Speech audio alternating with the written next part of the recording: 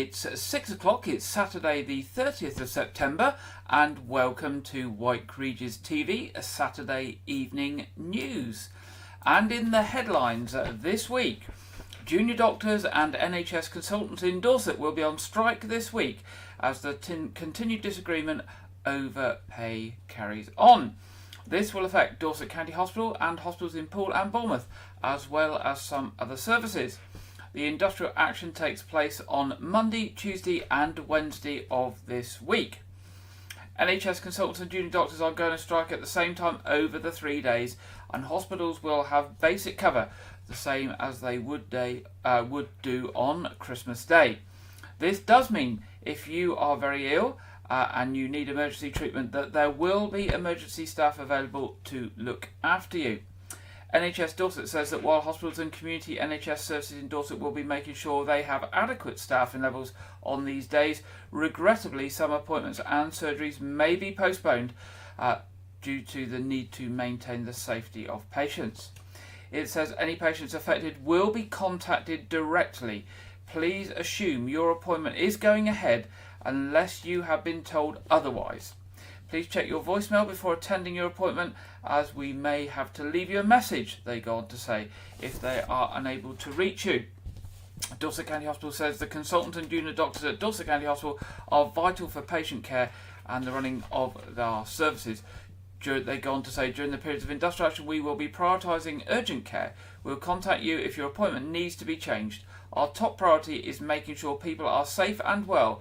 No one should be put off seeking urgent or emergency care regardless of strike action, and people with serious life-threatening conditions will continue to be seen in our emergency department. According to NHS England, more than 1 million hospital appointments have been impacted by strikes across the NHS. Now, staying with Dorset County Hospital, patients with booked outpatients appointments are being urged to look out for text messages from the hospital.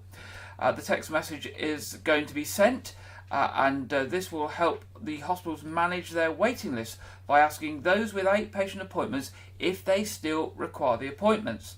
The new system being used by the hospital is called Doctor, and it allows the sending of text messages with the ability of the recipient to answer questions and provide information back to the hospital. The text message from the hospital will ask recipients to verify their date of birth before confirming whether their appointment is still required. So watch out for those. If you have outpatient appointments booked in the next few weeks or months, make sure you respond to say if you still require them. If you don't require them, that will obviously free up possible appointments for other people. Now, Weymouth Town Council are asking this week if your charitable organisation is celebrating a poignant anniversary in 2024, and if so, would you like to be considered for next year's floral bedding design in Greenhill Gardens? Every year, skilled gardeners at Weymouth Town Council meticulously arrange thousands of plants to recreate an organisation's emblem in the flower bed at the heart of the gardens. This year's design, which you can see on the screen, featured a flower display in celebration of the coronation of King Charles. These eye-catching displays are one of the most popular attractions in the gardens and are of great interest to residents and visitors alike. For information on how to get your charitable organisation considered for the free floral bedding design, please contact Emily Brown at Weymouth Town Council by Friday the 6th of October, and you can do this by emailing Emily Brown at weymouthtowncouncil.gov.uk. That's Emily Brown at weymouthtowncouncil.gov.uk, and the closing date, as we say, is Friday the 6th of October. And the lucky organisation that will have their emblem or coat of arms or whatever it is in the bed next year for 2024 will be announced at a later date. Now, 30 years after her death, the first ever exhibition dedicated to Elizabeth Frink's time in Dorset will showcase over 80 sculptures, drawings and prints at Dorset Museum, including the working plasters that informed the final bronze sculptures that have never been on public display before. One of the most celebrated sculptures sculptures of recent times, the first female sculptor to be elected as a Royal Academician in 1973, Dame Elizabeth Frink, who lived from 1930 to 1993, produced over 400 sculptures throughout her career, a significant part of which was produced at her Woolland studio in Dorset between 1976 and 1993. Excuse me. As part of this new exhibition, her Dorset studio will be recreated, featuring her tools and the working plasters that form the basis of some of her most well-known bronze sculptures, giving visitors a unique opportunity to step inside and see how one of Britain's foremost artists worked. As well as understanding her artistic process, visitors will get a chance to explore the influence of her private Dorset life, with a selection of personal possessions on display, including letters and photographs. Now, it was the dying wish of her son, Lynn Jammett, that her entire Frink estate and archive would be given to the nation, with Dorset Museum receiving more than 300 works in 2020, making it one of the largest public collections of Frink's work. Now, the exhibition is sponsored by Duke's Fine Art Auctioneers. The exhibition is generously also supported by the Arts Council of England and will run from the 2nd of December to the 21st of April 2024. So the 2nd of December this year to the 21st of April 2024. So if you're interested in art and sculptures and the work of Frink, then obviously put that in your diary and make sure you go along to Dorset Museum. Now, Damer's First School have unveiled an amazing butterfly totem pole in their school grounds overlooking the great field on Poundbury. And you can see the totem pole there on the screen. The wooden carved butterfly totem pole came about through an art exhibition the school took part in with Poundbury Arts, organised by Judy Tate. The exhibition was called It's Up to Us, after a book with the same name by Christopher Lloyd, forwarded by King Charles. Each year group focused on a different artist from the book. Year 3 made a wonderful ceramic totem pole inside the school with a ceramic artist, and they wanted another totem pole to go with this for their outside area. Ed Moore from the school said, "We came across Victor's impressive wood carving work at the Poundbury Arts Exhibition, and we thought we have to have Victor Krause's working with the children on the totem pole." Victor worked with teacher Nikki Simmons and Year 4 to design the totem pole. The totem pole symbolises small butterflies flying up around the pole to become bigger butterflies, flying off to their next destination. Victor has done an amazing job carving the totem pole and putting it together. We are very grateful for the time he spent sharing his expertise with the children. Now, some appeals from Dorset Police this week. Dorset police officers investigating reported assaults outside a supermarket in Weymouth are appealing for witnesses or anyone with information to come forward. An incident took place at Asda on Newstead Road, Weymouth, between 5:30 p.m. and 6 p.m. on Monday the 18th of September, involving a group of people reported to be acting antisocially. As the group were leaving the store, it was reported that an altercation occurred involving a female member of the group and 2 off-duty police officers. One of the police officers sustained cuts and scratches to his arm. Further officers attended, and a 19-year-old woman from Weymouth was arrested nearby on suspicion of common assault of an emergency worker. She has been released on police bail while inquiries continue. During the arrest, it is alleged that the woman assaulted 2 other police officers, causing a minor injury to one of them. Now, officers are also investigating an assault in Weymouth at Town Centre and are issuing CCTV images of a man they would like to identify. And you can see the picture on the screen. It is reported that between 1:20 a.m. and 1:40 a.m. on Sunday the 10th of September, the victim, a man aged in his 40s, was reportedly struck on the head with a pool cue or similar item in Western Road. He sustained an injury to his head and was taken to hospital for treatment. Dorset Police want to know if anybody can help identify the person in this CCTV still image. Also, a horse statue has been stolen from a historic country house in West Dorset. The large bronze statue of a rearing horse was stolen from the gardens at Ford Abbey Estate at some point between 10 p.m. on Tuesday, September the 26th and 8 a.m. on Wednesday, September the 27th. The horse statue is identifiable through a signature marked Marcia Astor 2000. It was reported that a large blue transit-style van was sighted close to the estate and in the village of Thorncombe near the time of the theft. Any other information on any of these incidents, that's the CCTV image, the assault in Newstead Road, or the theft of this bronze from Ford Abbey, are asked to contact Dorset Police either on 101, or if you wish to give information anonymously, you can do this on free phone 0800 555 111 to Crime Stoppers, the independent charity.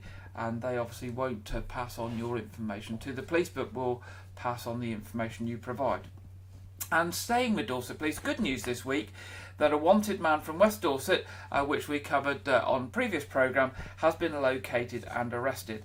An appeal was issued for information relating to the whereabouts of Reese Wilson, aged 24, who was wanted on a prison recall after failing to comply with the terms of his licence following his release from jail. Following inquiries and release of pictures and information, he has been arrested and recalled to prison.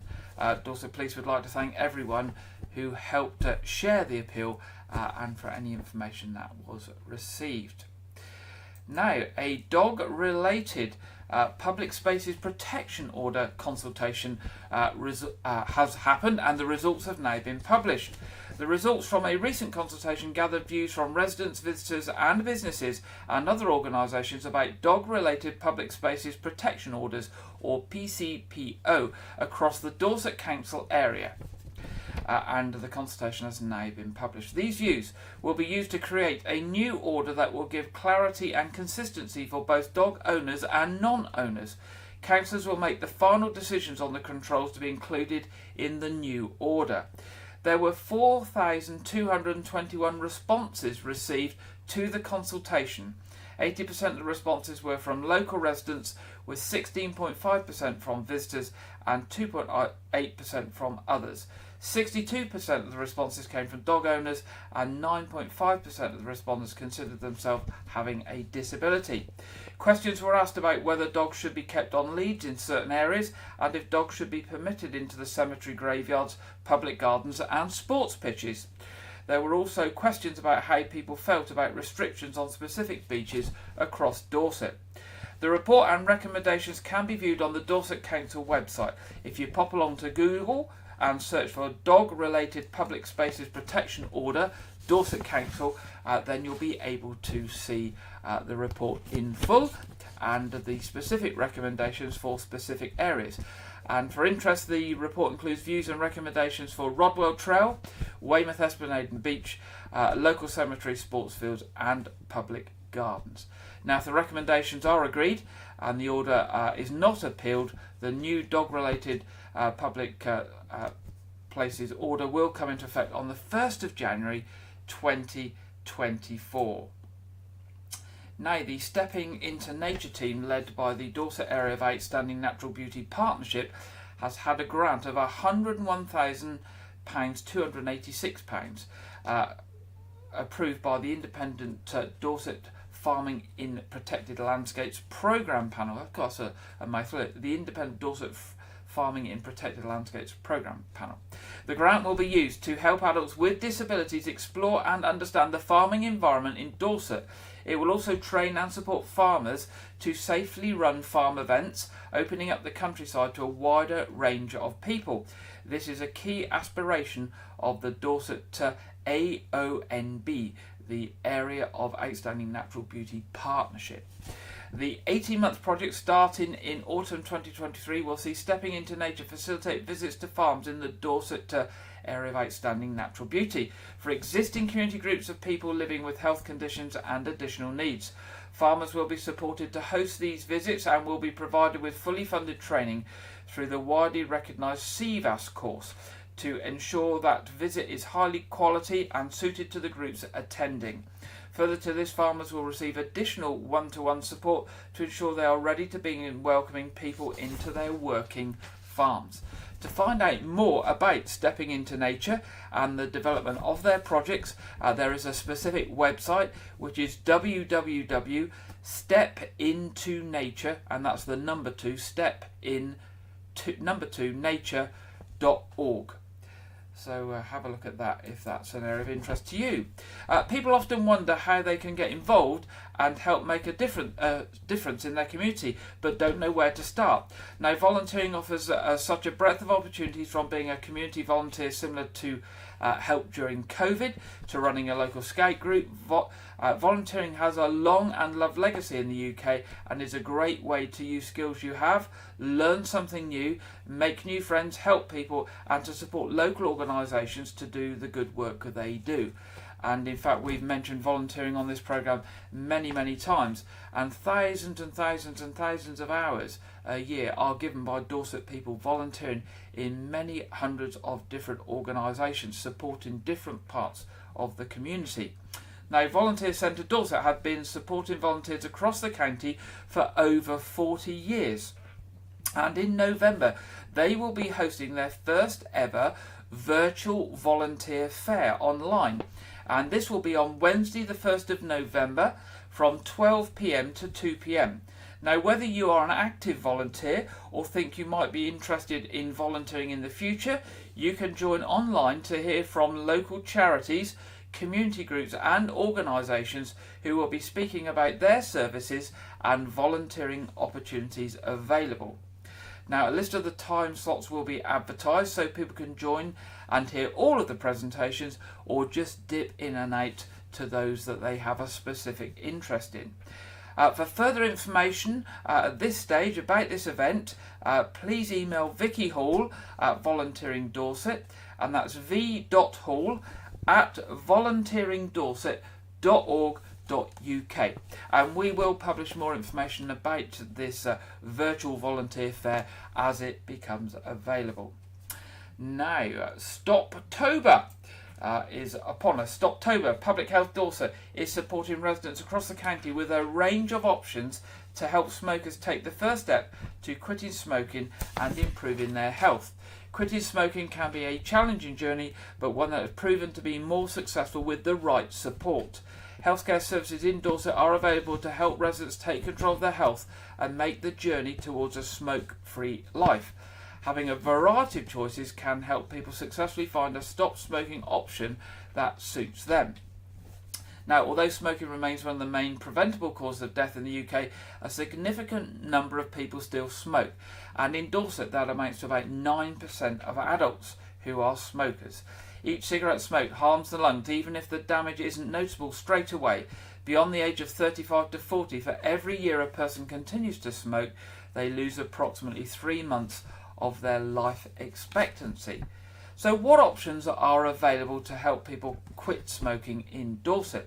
Well, Live Well Dorset can help you choose from a range of options, including face-to-face support from a local pharmacy, a pack of nicotine gum and patches through your door, or a vape starter kit. There's also the NHS Quit Smoking app.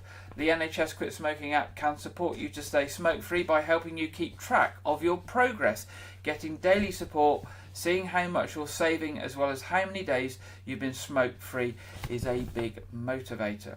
So how can you get started? Well, you can register with Live Well Dorset for your free quit pack, and you can do that at www.livewelldorset.co.uk/register, or you can download the free NHS Quit Smoking app. Just go onto Google and search NHS Quit Smoking app, and then you can also go along to the Live Well Facebook group, where you can talk to other people and get support with quitting smoking. Now, more train strikes are unfortunately on the way. South Western Railways has confirmed its services on confirm what services it will offer on days of industrial action and strike action in October. The ASLEF Union Industrial and Strike Action will affect South West Railway's network on the following dates. Well, there is a strike on today, that's the 30th of September. On Monday the 2nd of October there's an overtime ban, as there is on Tuesday the 3rd of October. Wednesday the 4th of October there's a strike, and further overtime bans on Thursday the 5th and Friday the 6th of October. So on those days with overtime bans, there will be obviously restricted services or some restrictions to services, and the journey planner from South West Railways will be updated to let you know what services are running. On the days of the strikes, there will be an extremely limited service operating with a small number of lines, and the majority of the network will be closed. So on Wednesday the 4th of October, strike day, trains will only run between 7 in the morning and 7 in the evening between London Waterloo and Basingstoke, Feltham, Woking, Guildford, Feltham, Woking and Guildford via Woking, and between Basingstoke and Salisbury. Customers are advised to only travel if absolutely necessary, and if customers must travel, they should check their entire journey before travelling, as other operators are also affected. So I think the message this week, with overtime bans and working to rule and strike on Wednesday, is do check your entire journey before trying to travel, and particularly try to avoid travelling on Wednesday if at all possible on the rail network. Now on Friday the 27th of October from 5 p.m. to 9 p.m. you can visit Dorset Museum, the Keep Military Museum and Shire Hall Museum in Dorset with just one ticket. Museums After Dark is a unique event organised by the three museums. Visitors can discover Dorset's fascinating history while exploring three of the best museums in the South West. Each museum will be hosting its own unique activity for the evening. Now, the Keep Military Museum mannequins, there will be a tour of the galleries of the Keep Military Museum after dark when the museum's mannequins come to life. See if you can track down the runaway mannequins whilst exploring the Victorian Barracks building by night. Dorset Museum Ghostbusters, you can enjoy an evening of gothic fun at Dorset Museum as characters come alive. Meet the museum's friendly ghosts, and ghouls while discovering curious objects and spooky surprises. And at the Shire Hall Museum will be torchlight tours. You can experience the Shire Hall Museum in a whole new light. Come down and explore historic cells under the cover of darkness with Shire Hall's torchlight tours, especially for museums after dark. Now the other adult tickets are just £10 and children go free, and you can buy your tickets by searching on Eventbrite for Dorchester Museums After Dark, and it's supported by Dorchester Town Council. And finally, in our headlines tonight, German exchange students have met the Mayor of Weymouth. Mayor of Weymouth, Councillor Kate Weller, met with more than 50 German students this Tuesday who are currently on an exchange trip hosted by Budmouth Academy. The young people aged 12 to 14 are from Deerdorf in Germany. They spent time exploring Weymouth before joining the Mayor for tea at the new Town Hall in Weymouth. Mayor Kate Weller said, I was delighted to welcome so many students to the council offices and speak with them about the role of the mayor, the history of the town, and show them the robes and chain I wear along with the maces. The mayor also gave the students reusable water bottles to use and take away with them to highlight the council's commitment to tackling climate change by reducing single-use plastics. She also gave them pin badges commemorating the King's coronation as a memento of their visit. Now that's the end of our headlines tonight. Now we're going over to Clive Gray at this point in the programme to see what Clive Gray has been up to in the garden this week. Hello again. This week it's time for a little bit of a tidy up. Just a little bit of autumn pruning, tidying this down, a couple of the other plants. So let's crack on with that. So we're looking at shaping these plants for next year. You can see maybe just where we've got these buds growing on here, I'm going to take this back just to in front of that bud, clear that through, and that's going to help things for next year. This is going to give me my new growth for next year. But look at the height of things we've got up here. This is far too high for the way I want it. So again, we've got a nice growth bud here. I'm going to take that off. And now we're starting to clear and get the shape back. Too much of a straight branch here, growing over the other ones. Take this one right back. Pull that one out of the way. And gradually we're going to build the shape of the tree quite nicely. Again, we've got this one coming out here, which is going to grow across. We need to just take this one back to the bud there, and gradually the fruit tree is going to take its shape.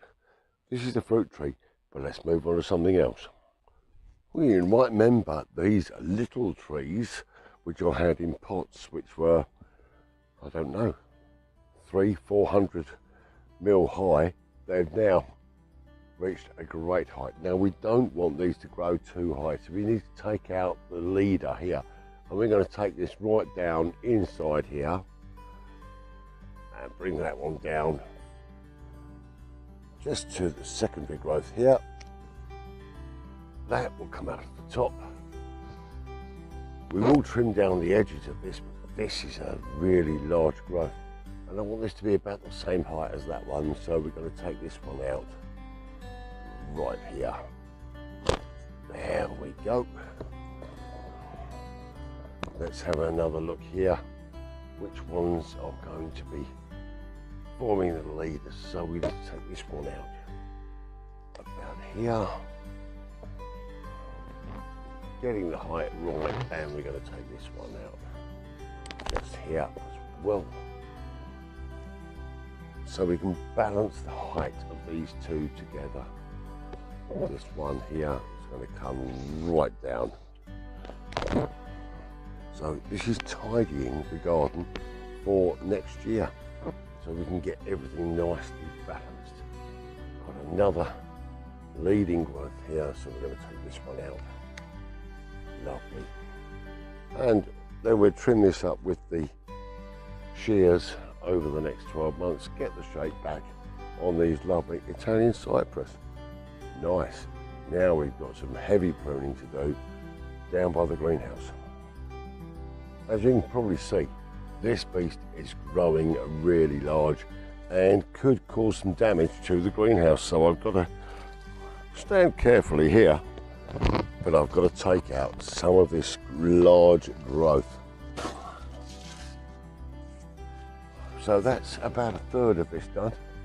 I'm going to take the rest of this out, tidy it all up, and then that's not going to cause any damage to the greenhouse. The next thing I'm going to be doing though is I'm going to be tidying inside the greenhouse and getting ready for planting up for the winter, where we're going to be planting some seeds and things for salad. But that'll be next week. So this week we're pruning back, tidying up. Next week we're going to be planting for winter. Well, that's near enough all gone now, and I'll tidy that up in the next couple of minutes. So another job done. Catch you with the planting for the seeds for the winter next week. Thank you very much, Clive, and we'll be back, Clive, next week to see what he's up to in the garden. And certainly if you've got growth like Clive has in his garden, we certainly have in ours. The apple trees and pear trees and fruit trees and plum trees have grown absolutely mad this year with all that rain we've had over the warm summer period. So we'll have a lot of pruning to do in our garden in the next few weeks. Now, we often mention on this programme ArtsReach, and ArtsReach have published their new programme for the autumn and winter, and if you're on their mailing list you should have received it through the door. Of course, you can go along to their website and see what they've got coming up, and I thought I would share with you this week a couple of things that they've got coming up. The first of them is a Carmen A pocket opera, and this is going to be at Portisham in the Village Hall on the 20th of October at 7:30, and we've got a little taster of that coming up for you.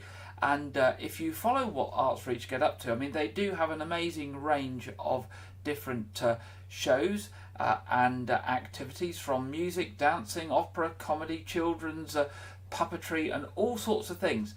And I'm just going to show you a couple of snippets of things that they have got coming up this autumn and winter, just to give you a taster. And the first one is the trailer for a Carmen A pocket opera, which will be in Portisham in the next couple of weeks. So here we go.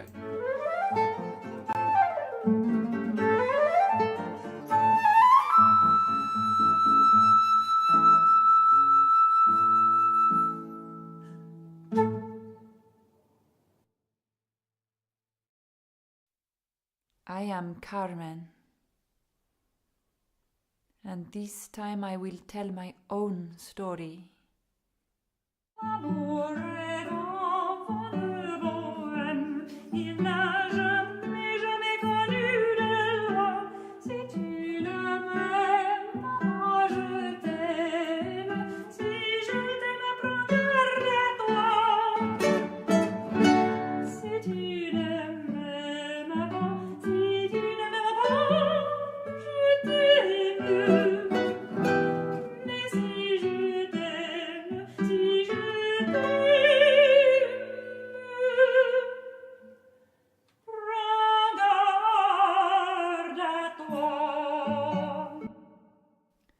We met at a party.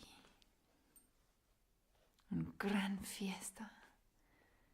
Con muchos músicos y baile. Dancing.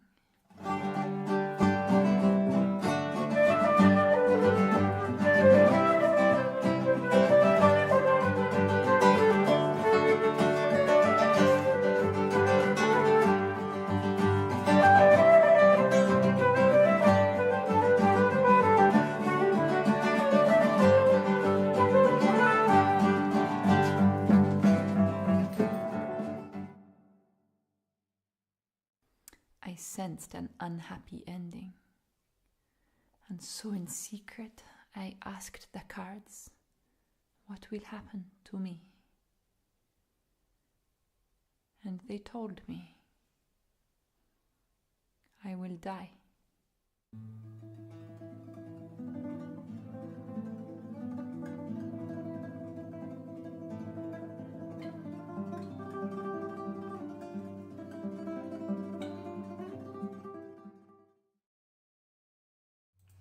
So there we go, that's a snippet of Carmen, a pocket opera. And now you are going to something completely different.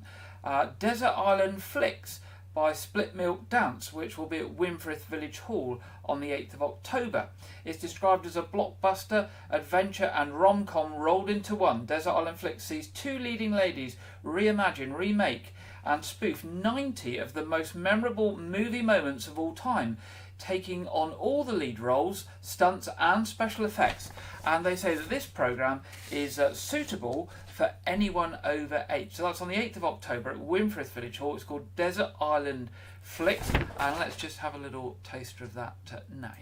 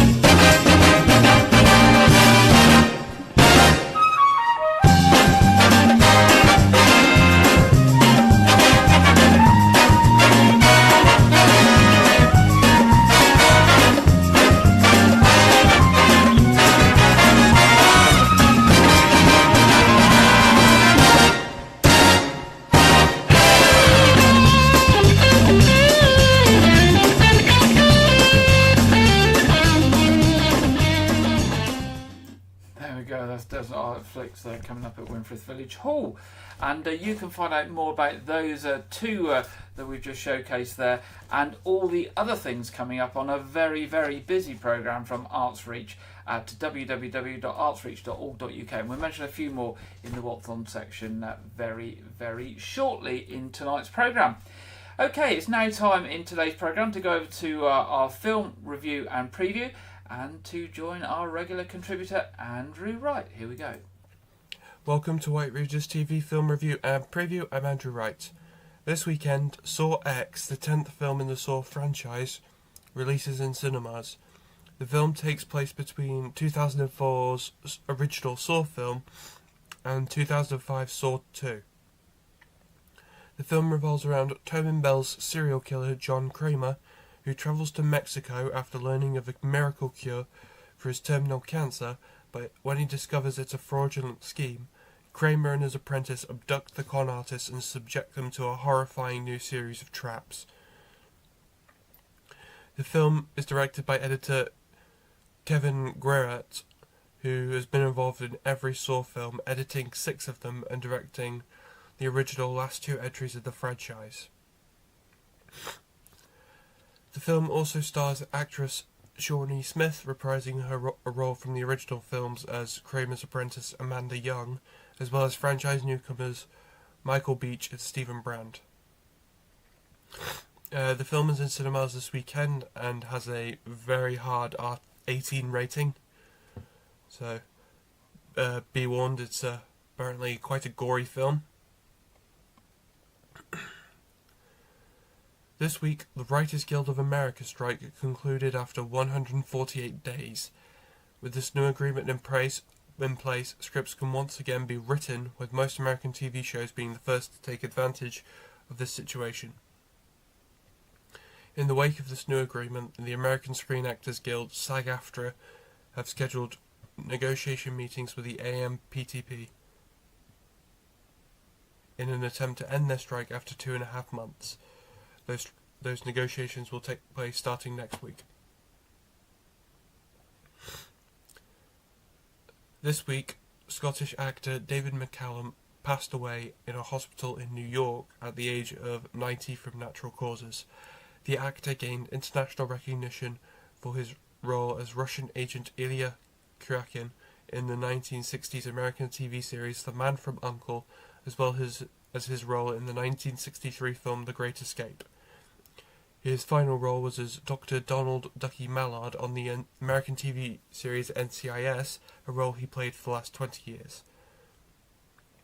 Most British tributes to the actor focus on his involvement with The Man from U.N.C.L.E., but I know him from NCIS, where he had a great screen presence and always knew how to have fun with his character.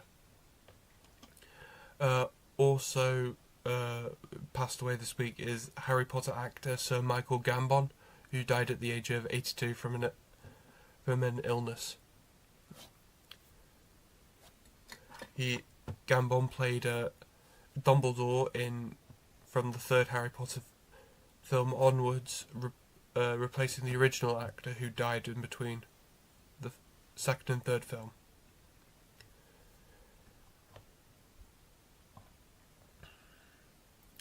That's all I have for this week, but be sure to check back next week where I will talk about the home video release of Guardians of the Galaxy Volume 3, as well as previewing the new Exorcist film, Believer. Now back to Gary in the studio. Thank you very much there, Andrew. And I remember David McCulloch in The Great Escape,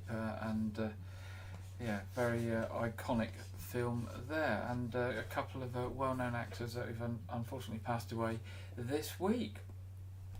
It's time in the programme now where we go to the Met Office for the national weather forecast this week, and we are joined this week by Marco Patagna. Here we go to Marco. Hello, here's your latest weather update from the Met Office. We'll see some unsettled weather across the UK over the next few days, all thanks to low pressure moving in from the southwest, coming in off the Atlantic, bringing particularly wet and windy conditions to the northwest at times. Whereas towards the southeast, higher pressure certainly for time, keeping things mostly quiet. And notice the orange colours on the chart there indicating it's fairly warm air, again particularly towards the southeast of the UK. As we head through the rest of Saturday then, we'll see wet and windy weather working its way northeastwards across Northern Ireland, into parts of Wales, the northwest of England, into southwest Scotland too. The rain particularly heavy on the hills, but not exclusively so. And brighter towards the northeast across parts of northeast Scotland there, and also brighter across the south and southeast of England. In the sunshine in the southeast doing quite well for the time of year, up to 21 or 22 Celsius. 22 is 72 in Fahrenheit. A little bit cooler and fresher the further northeast you head. As we head into the evening and during the overnight period, notice those outbreaks of rain continue to work their way northeastwards across many parts of the UK, becoming mostly confined towards the northeast of Scotland into the early hours of Sunday, and a slow-moving band of rain also developing across some central areas across parts of Wales, the North Midlands and the northwest of England. Again, some heavy bursts at times here. Clearer towards the southeast and staying generally dry here, but notice those temperatures across the southeast very warm. In the mid, locally upper teens Celsius, 16 or 17 Celsius as a low overnight. Towards the north, a little bit fresher, here down to 11 or 12 degrees. As for Sunday, well, we'll see a bit of a three-way split developing in the weather. This band of rain continuing to affect the central slice of the UK. Again, for a time, there'll be some heavy bursts across parts of Wales, in the north and northwest of England, towards the south and southeast, always holding on to drier conditions and brighter weather at times here, and brighter, fresher, with a few showers developing towards the northwest of the UK. In the sunshine, becoming very warm towards the southeast, 23 or 24 Celsius. 24 is 75 in Fahrenheit and way above where they should be for the early part of October. Towards the northwest, slightly fresher air, but even here in the sunshine, temperatures climbing to 17 or 18 degrees, and again, that's above the seasonal average. That's pretty much it for me, but of course you can keep tuned to the Met Office forecast by following us on social media. I'll see you soon. Take care. Bye-bye. Thank you very much there, Marcus, for the national weather forecast and the weather for the week ahead here down on the South Dorset coast. It looks like it's going to be a little bit drier this week, cloudy with sunny spells, possibility of thunderstorms on Monday by the looks of it, but towards the end of the week looks like Friday is going to be a nice sunny day. But of course, as ever, those forecasts can change as the week goes on, and certainly over recent weeks there's been several days where rain's been forecast and we haven't had it, and vice versa. With that jet stream going up through the country, it can move the weather systems by 50 or 100 miles and make all the difference here on the south coast for us. Now it's time in the programme for the What's On section, and a reminder of what's coming up in Weymouth and the South Dorset area. Weymouth Pavilion, first of all, 1st of October, tomorrow, the sitcom style comedy Ground Rules from the creator of TV's Rising Dab and Duty Free. That's tomorrow at Weymouth Pavilion. 3rd and 4th of October, Tales from Acorn Wood. 5th of October, Fascinating Ada 40th anniversary show. 6th of October, Abermania. 6th and 7th of October, the Oktoberfest. And I know tickets for that, that's the beer festival, are going very, very well, but there are a few left. 7th of October, ELO again. And 12th of October, Rod Stewart Songbook. Tickets and information on those shows and other shows, because there's a lot more than what I've mentioned coming up, at weymouthpavilion.com, and tickets also available at the box office by phoning 01305 783 225.